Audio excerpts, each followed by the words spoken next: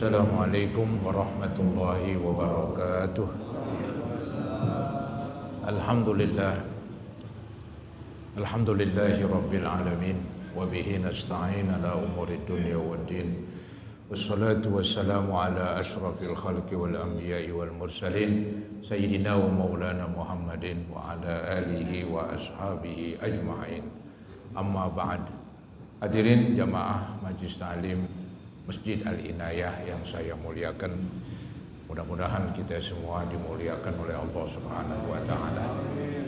Yang terhormat pimpinan Masjid Al-Mukarram Bapak Herman dan Al-Mukarram Ustaz Abdul Salam, serta para guru-guru, para tokoh masyarakat, para hujjaj, dan juga bapak-bapak serta remaja sekalian. Syukur alhamdulillah, malam hari ini kita berkumpul kembali setelah libur sekian bulan ya.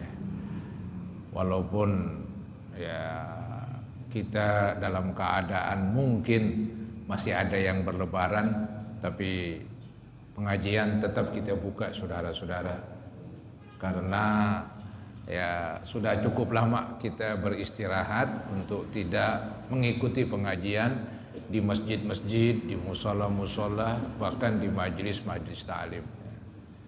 Jadi sudah selayaknya nih bagi orang Islam untuk kembali, ya khususnya para pengurus masjid, para pengurus musola, menggerakkan supaya pengajian mulai dibuka ya. Karena saudara-saudara, nggak bagus kalau kita terus bertopang dagu, terus males-malesan begitu. Memang kan nafsu demikian bawaannya. Kalau udah nggak ada pengajian, pengennya nggak ada pengajian terus, pengennya santai. Itu nafsu para hadirin, wajarlah ya, manusia itu kan punya nafsu ya. Ada salah seorang imam namanya Imam Busiri, itu mengumpamakan nafsu bagaikan bayi yang sedang nyusu ya. Bayi ketika lagi nyusu itu nggak mau disapi, mau nyusu terus, tapi ketika disapi memang cukup berat ya, dengan susah payah tuh ibunya menyapi, bahkan ada yang gagal kadang-kadang. Tapi pada akhirnya kena juga tuh disapi. Maka nafsu ya kalau nggak disapi ya terus-terusan saudara-saudara. Nafsu kalau biasa untuk males-malesan, santai ya, nggak mau menghadiri pengajian ya terus-terusan aja udah begitu. Tapi kalau dipaksakan ayo mulain ya bergerak saudara-saudara ya. Nah, ini yang paling depan saya berpendapat ketua-ketua masjid, ketua-ketua musola, ya, ketua-ketua majlis ta'lim menggerakkan supaya majlis-majlis ta'lim mulai dibuka. Karena kan di dalam Islam ini ada semacam cara begitu. Kalau kita udah habis berbuat sesuatu, ya pindah berbuat yang lain. Jangan habis berbuat selesai ngasuh dah. Ngasuhnya lama banget lagi, kan begitu. Ada ayat yang sering kita baca tuh, fa idza faraghta fansab. Apabila udah selesai suatu ibadah, maka sungguh-sungguhlah ibadah yang lain. Tafsir Jalalain tuh menyuntuhkan saja, ya dikatakan fa idza faraghta minas shalah. Apabila udah selesai sholat, fansab fid du'a. Sungguh-sungguhlah berdoa. Ya biasa memang habis sholat ya berdoa yang bagus, karena itulah tempat yang diantaranya mustajab berdoa selepas habis sholat ya. Nah begitu juga udah puasa selesai, lebaran sudah selesai ya, hadir lagi di pengajian ya, begitu semestinya saudara-saudara ya. Apalagi ini kan pengajian emang sangat dibutuhkan. Ada mutu di dalam Islam, nuntut ilmu itu ya dari buayan sampai ke liang kubur. Ya, utlubul ilma minal mahdi ilal lahdi. Carilah ilmu dari buayan sampai ke liang kubur. Ini mutu di dalam Islam ya. Banyak keterangan-keterangan agama untuk terus minta tambah ilmu. Jadi nggak ada bosannya menuntut ilmu. Karena ilmu dibutuhkan oleh manusia, khususnya ilmu agama. Ilmu umum juga dibutuhkan untuk kemajuan keduniaan.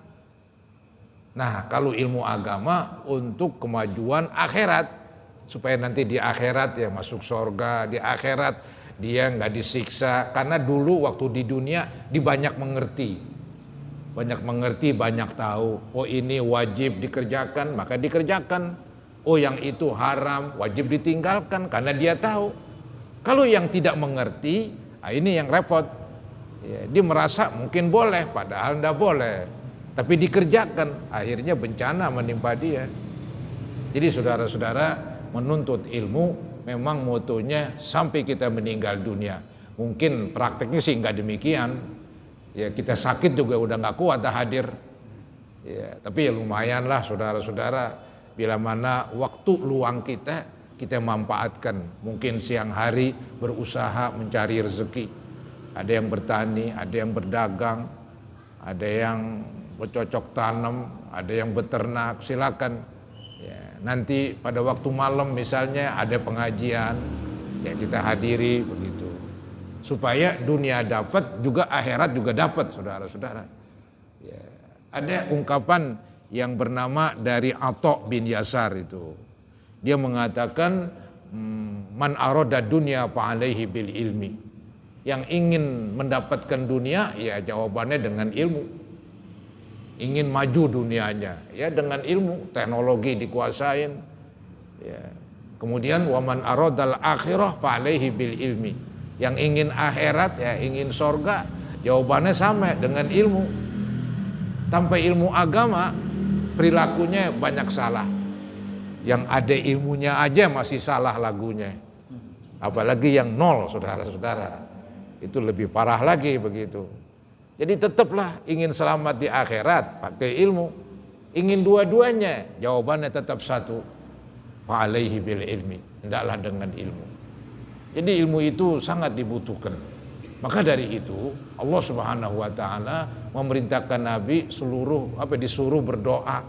Isinya minta tambah ilmu. Ada ayat berbunyi wa qur rabbi zidni ilma. Nah, ucapkanlah wahai Rasul, ya Allah, tambahkanlah saya ilmu. Dan ini dipraktekkan oleh Nabi seperti doa yang biasa kita baca itu, wa ziyadatan fil ilmi. Ya Allah, tambahkanlah saya ilmu. Allahumma anfa'ni bima 'allamtani wa 'allimni ma yanfa'uni wa zidni ilma. Wa zidni ilma itu doa Nabi, artinya tambahkanlah ya Allah ilmu. Para ulama tafsir mengatakan Allah tidak menyuruh Nabi Muhammad minta tambah harta, tambah jabatan, tambah ini, tambah itu. Yang ada tambah ilmu. Ilmu makin banyak nggak makin buruk, makin bagus saudara-saudara. Karena ilmu agama memang wataknya mengajak kebaikan. Dia berbeda ilmu umum, dia masih sifatnya umum begitu.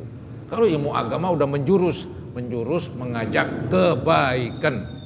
Ya, bukan keburukan. Malah keburukan dilarang saudara-saudara di dalam ilmu yang kita pelajari.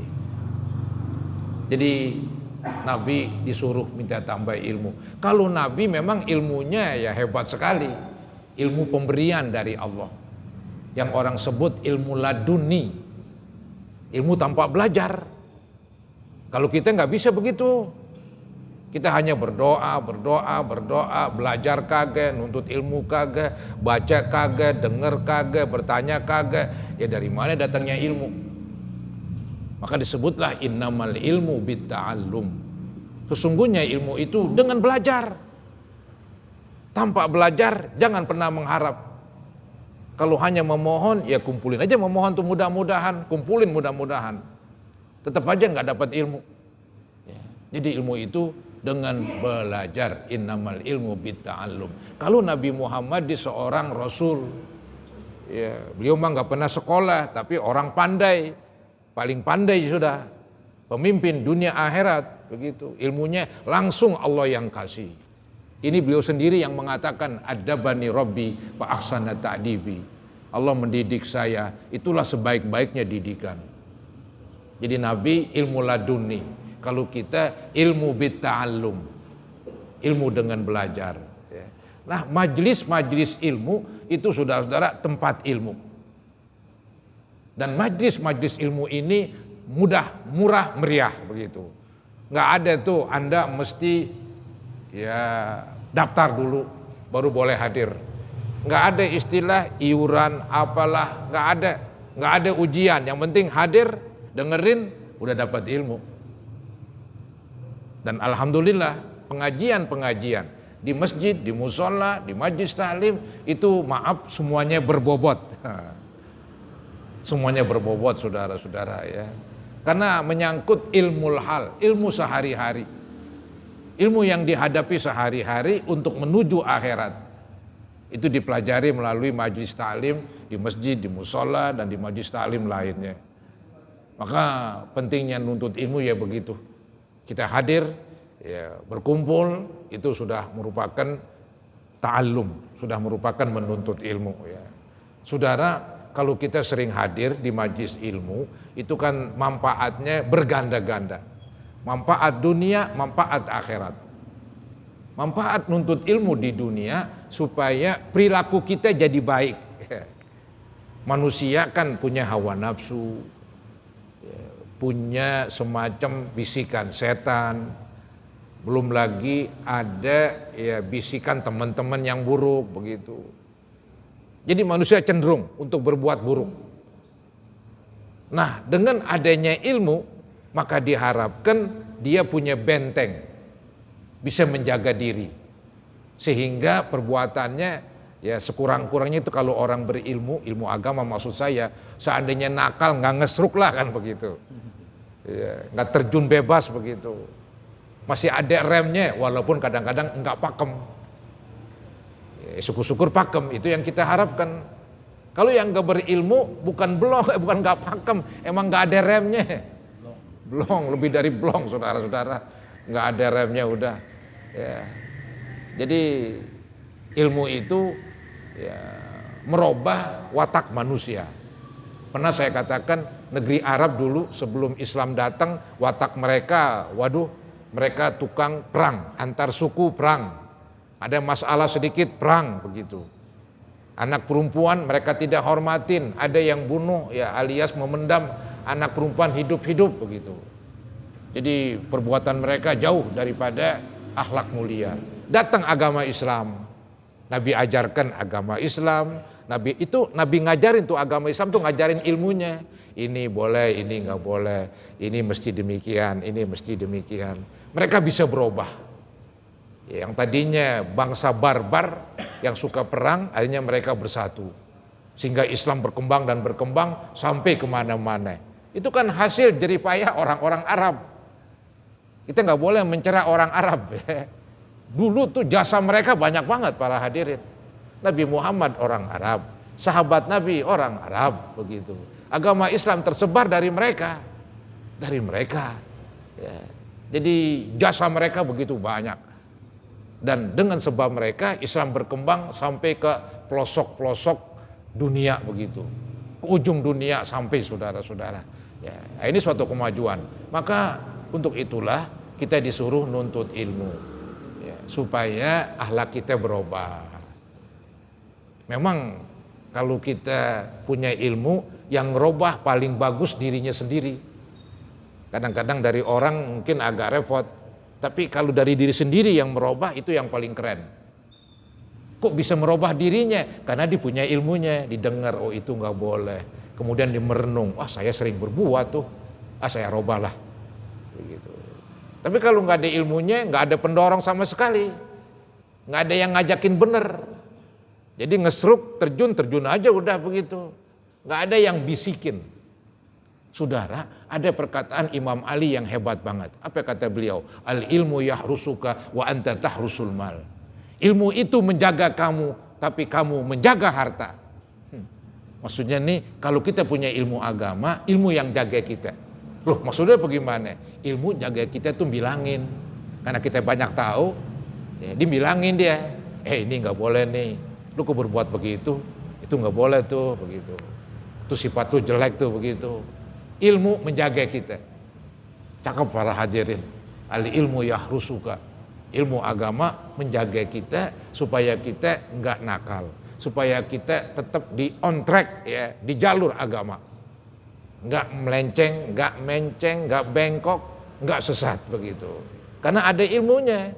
Kalau nggak ada ilmunya, udah dah kacau balau saudara-saudara. Begitu. Jadi al ilmu yahrusuka. Ilmu itu menjaga kamu. Tapi kalau punya harta, bukan harta menjaga kita.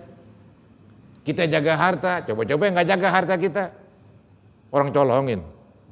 Wa anta tahrusul mal. Ini sih bukan menghina harta para hadirin. Harta juga merupakan pokok kehidupan. Itu kata Al-Quran begitu.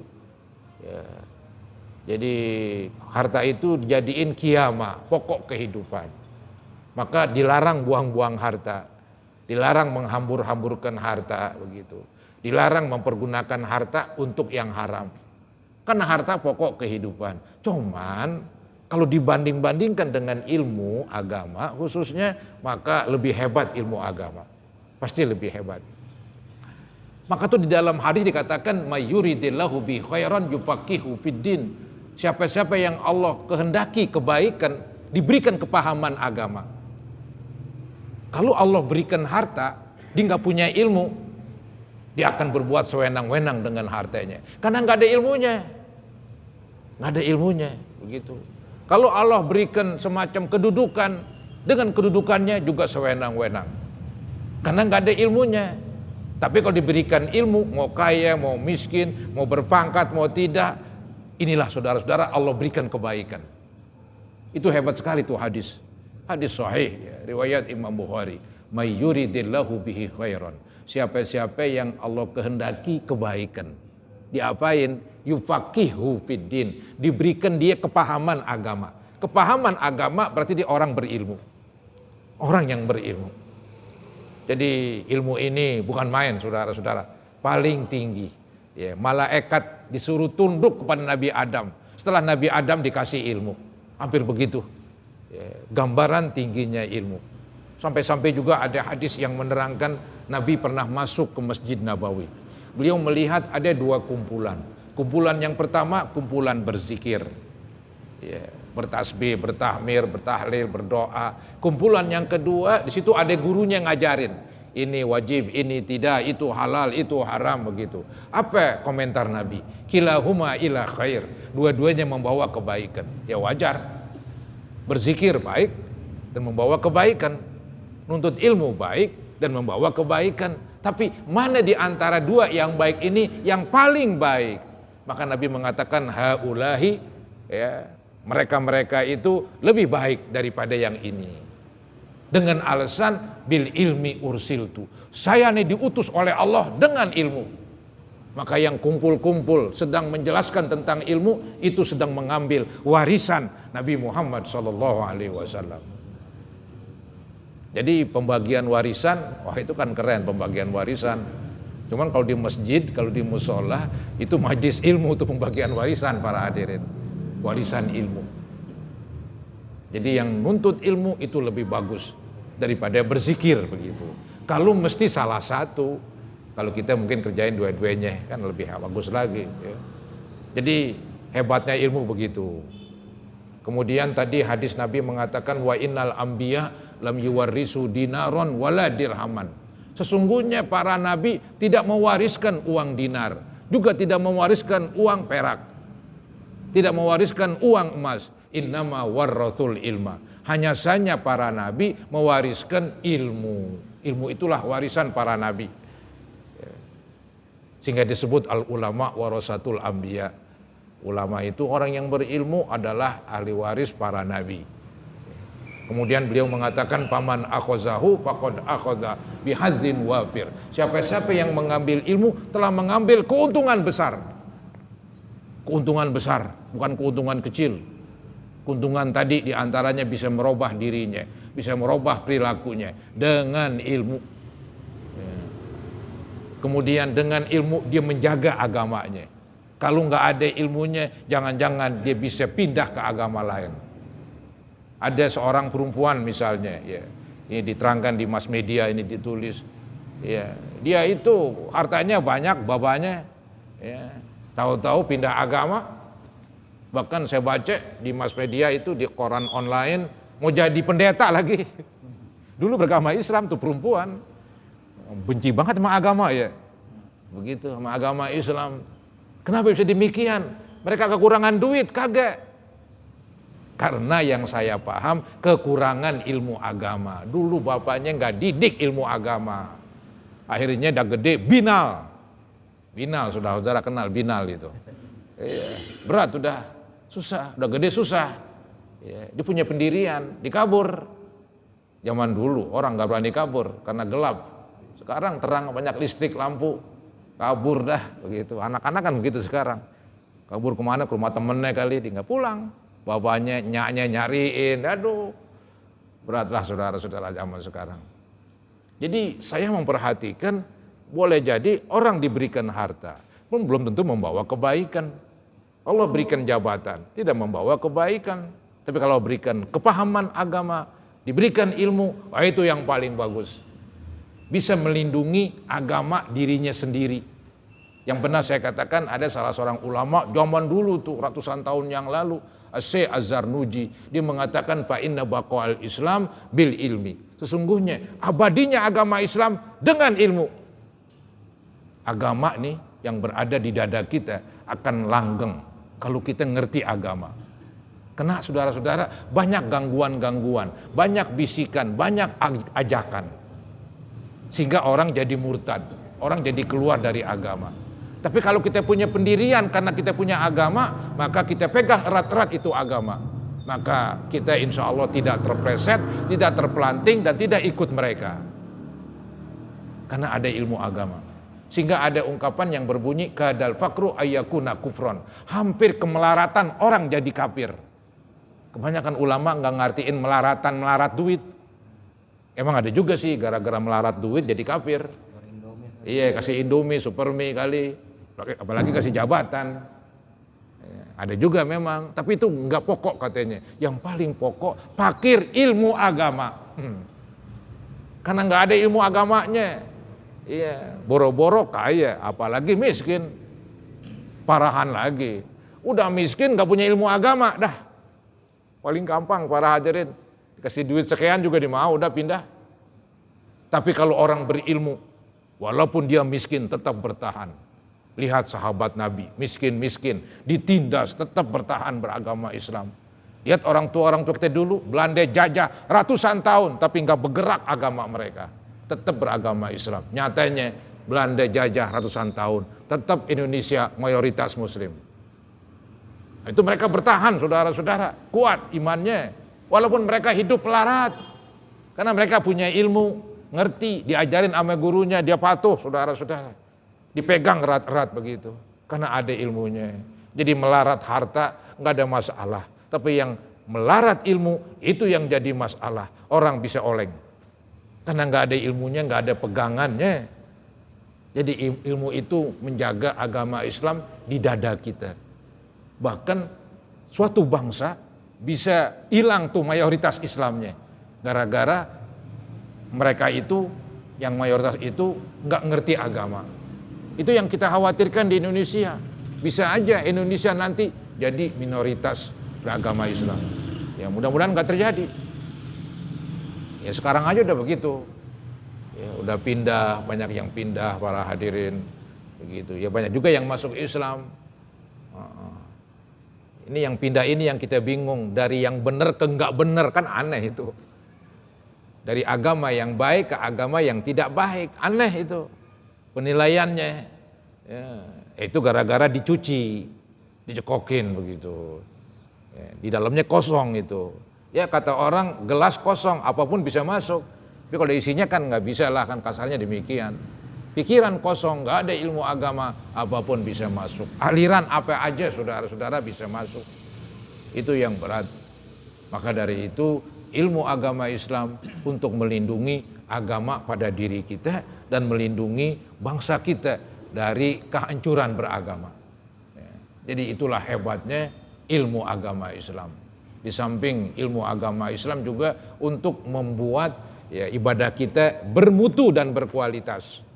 Suatu produk ya, akan bermutu, laku di pasaran bila mana produk itu ya, dibuat dengan didasari ilmu. Ya sebagai contoh dah mobil Jepang atau kapal apa motor Jepang misalnya Honda misalnya, ya laku banget istilahnya. Karena memang produknya bagus, kualitasnya baik, saudara-saudara. Itu dibikin dengan pakai ilmu. Nggak usah bikin motor, mesti pakai ilmu. Bikin oncom pakai ilmu. Kenal oncom? Iya, oncom begitu. Coba-coba bikin oncom nggak pakai ilmu. Beli ampas, taruh di pojokan. Bulukan emang jadi oncom. Coba ente makan, racun saudara-saudara. Bikin oncom ada ilmunya. Diperes dulu, ntar dikukus, ya di macam-macam kita nggak ngerti itu. Iya. Maka toge asap pakai oncom. Bumbunya dari oncom, gurih. Murah meriah toge asap. Cuman dingin kan begitu toge. Jadi saudara-saudara ada ilmunya, semua pakai ilmu. Tanpa ilmu beratlah. Jadi ilmu itu membuat sesuatu jadi bermutu. Membuat sesuatu jadi berkualitas. Ya. Ada istilah orang ahli hukum lagi tidur lebih ditakuti sama setan ketimbang orang yang nggak ngerti lagi ibadah. Orang nggak begitu ngerti agama lagi ibadah, pokoknya ibadah terus begitu, keren kan? Itu setan lebih berani tuh godain dia. Ada orang tidur berilmu nggak berani godain, karena diberi ilmu para hadirin, pinteran dia sama setan. Setan bisa dihardik begitu, ya, bisa didebat istilahnya. Jadi itu gambaran tentang pentingnya ilmu supaya bermutu ibadah kita dan berkualitas. Jadi kalau gitu banyak banget lah manfaat dan kelebihan daripada ilmu. Hadirin saudara-saudara, bahwa ilmu itu ada manfaat yang lain dari segi pahala. Pahala nuntut ilmu udah paling besar. Yang tadi saya bilang bahwa ada dua kumpulan majlis zikir dengan majlis ilmu. Maka yang lebih baik majlis ilmu begitu. Nah itu pahala orang yang kumpul di majlis ilmu menuntut ilmu, pahalanya melebihi dari sembahyang 1000 rakaat, sembahyang sunat begitu. Itu yang mengungkapkan para sahabat Nabi, di antaranya Abu Hurairah, di antaranya Abu Dzar, dia mengatakan babun minal ilmi nata'allamuhu ahabbu ilaina min alfi rakaatin tatawuan. Satu bab ilmu yang kami pelajari itu lebih baik daripada sembahyang 1000 rakaat.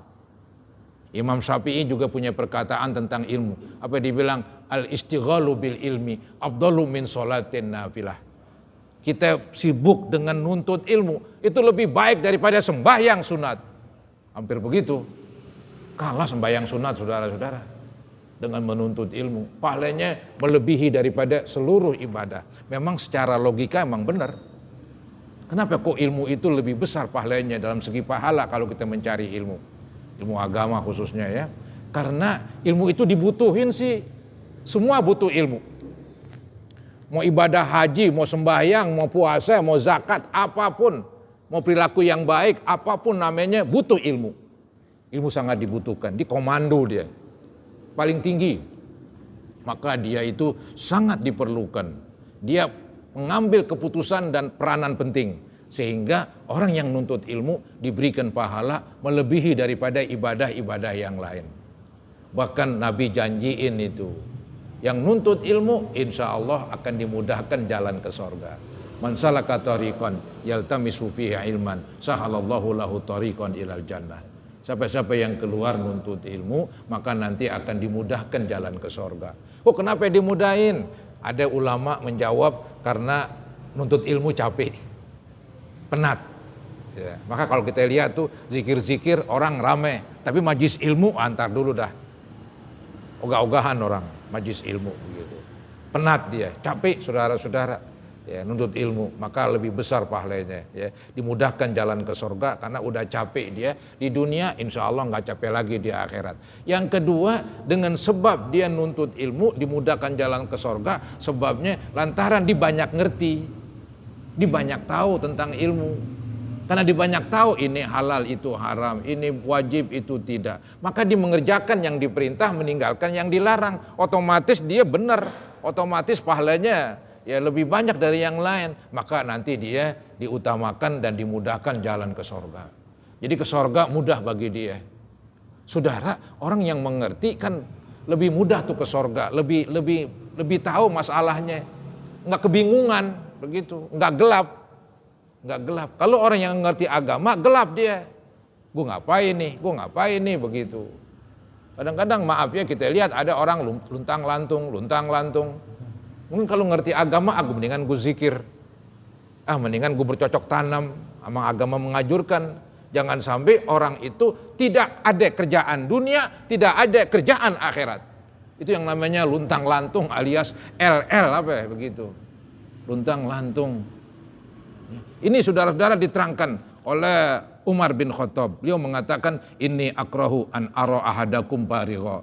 Saya benci katanya bila mana melihat salah seorang kamu dalam kosong. La fi amali dunya wala fi amalil akhirah. Tidak dalam kerjaan dunia, tidak dalam kerjaan akhirat.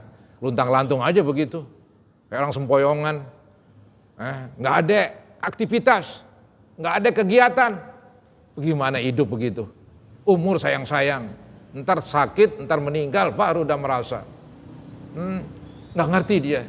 Coba yang ngerti, dimanfaatin tuh umur, dimanfaatin tuh kesehatan. Kan wasihataka gobla sakomik. Iktanim khamsan qabla khamsin tuh. Pergunakan yang 5 sebelum datang yang 5. Di antaranya sehat kamu wasihataka gobla sakomik, sebelum datang sakit. Ini masih sehat luntang lantung. Kerjaan dunia kagak, kerjaan akhirat kagak. Mana bisa begitu orang Islam? Orang Islam pandai mempergunakan waktu. Pandai mempergunakan waktu.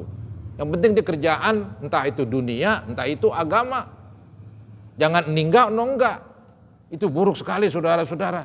Juga dikatakan oleh Abdullah bin Mas'ud, inilah amkutur rajula. Sungguh saya membenci seseorang. Arahu farigon. Saya melihat dia dalam kekosongan. Laisa fi syai'in min amali dunya wala akhirah. Dia tidak di dalam sesuatu kerjaan dunia, tidak di dalam sesuatu kerjaan akhirat. Kosong melompong saudara-saudara. Males, jelek males dalam agama. Di sekolah kita jelek males. Ya, malas itu diomelin, dan malas itu pangkal kebodohan.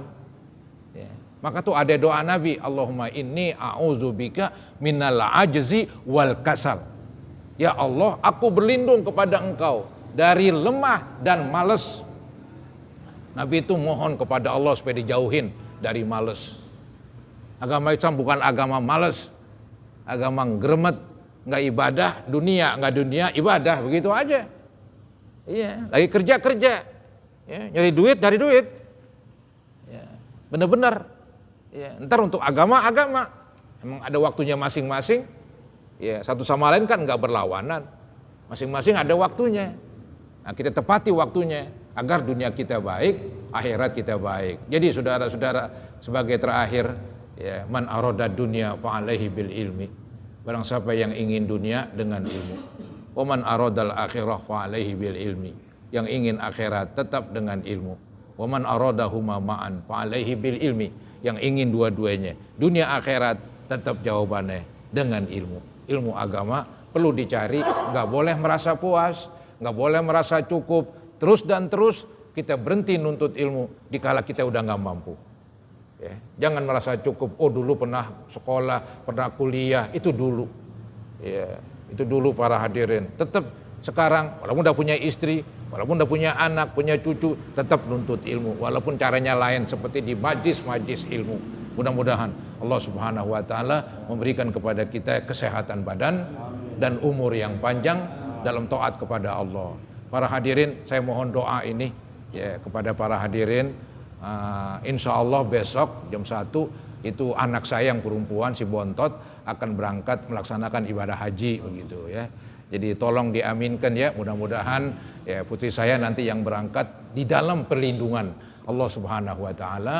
Allah berikan kesabaran sehingga bisa melaksanakan ibadah haji dan umroh dengan sebaik-baiknya, pergi selamat, kembali juga selamat, membawa haji yang mabrur dan membawa umroh yang mabrurah. Amin ya rabbal alamin. Al-Fatihah ala ma nawaina wa ala ma nawaitum wa ila hadratin nabi Rasulillah sallallahu alaihi wasallam. Al-Fatihah. A'udzubillahi minasyaitonir rajim. Rabbil alamin arrahmanir rahim maliki yaumiddin. Iyyaka nasta'in ihdinas siratal mustaqim. Alaihim ghairil maghdubi alaihim. Astaghfirullahalazim, astaghfirullahalazim, astaghfirullahalazim. Allahumma shalli ala sayyidina Muhammad wa ala ali sayyidina Muhammad wa sallim tasliman katsira walhamdulillahi rabbil alamin. Allahumma anfa'na bima 'allamtana wa 'allimna ma yanfa'una wa zidna ilman nafi'a. Allahumma altub bina fi taysiri kulli asir. Allahumma altub bina fi taysiri kulli asir. fa inna taysiral asir alaika yasir wa nas'aluka taysir wal mu'afata fid dunya wal akhirah. Ya Muhaimin ya salam, ya Muhaimin ya salam, ya Muhaimin ya salam, salimna wal muslimin, salimil hujjaj, salimil hujjaj, salimil ummar, salimil umar, salimil muslimin wal muslimat fi barrika wa bahrika wa jawwika min ummati Sayyidina Muhammadin sallallahu alaihi wasallam. Allahumma arzuqna hajja baitikal haram, Allahumma arzuqna hajja baitikal haram wa ziyarata qabri nabiyyika Muhammadin sallallahu alaihi wasallam. Rabbana taqabbal minna innaka antas samiul alim wa tub alaina innaka antat tawwabur rahim. Rabbana atina fid dunya hasanah wa fil akhirati hasanah wa qina azabannar. Sallallahu ala sayyidina Muhammadin wa ala alihi wa sahbihi wa sallam. Alhamdulillahi rabbil alamin. Kurang lebihnya mohon maaf. Assalamualaikum warahmatullahi wabarakatuh.